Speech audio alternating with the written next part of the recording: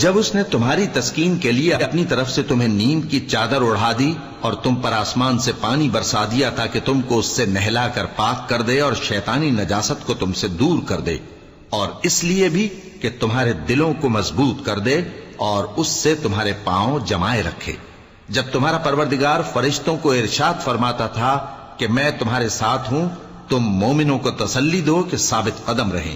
میں ابھی کافروں کے دلوں میں روب و ہیبت ڈالے دیتا ہوں، سو ان کی گردنیں اڑا دو اور ان کی پور پور توڑ دو۔ یہ سزا اس لیے دی گئی کہ انہوں نے اللہ اور اس کے رسول کی مخالفت کی، اور جو شخص اللہ اور اس کے رسول کی مخالفت کرتا ہے تو اللہ بھی سخت عذاب دینے والا ہے۔ یہ مزہ تو یہاں چکھو اور یہ سمجھ لو کہ کافروں کے لیے آخرت میں دوزخ کا عذاب بھی تیار ہے۔ اے اہل ایمان، جب میدان جنگ میں کفار سے تمہارا مقابلہ ہو تو ان سے پیٹھ نہ پھیرنا۔